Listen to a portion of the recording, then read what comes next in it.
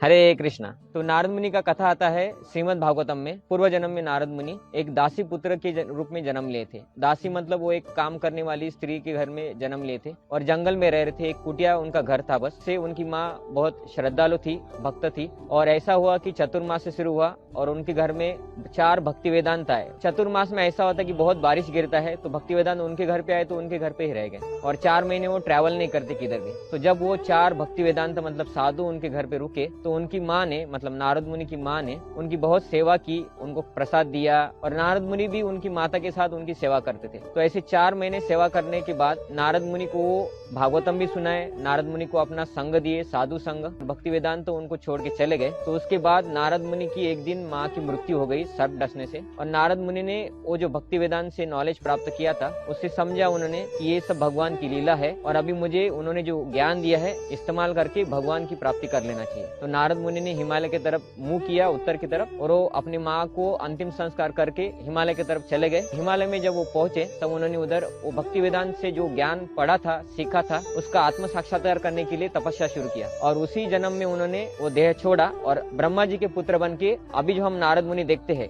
वो नारद मुनि के रूप में उन्होंने जन्म लिया। तो ऐसे नारद मुनि के पूर्व जन्म की कथा श्रीमद् भागवतम में आता है। हरे कृष्णा।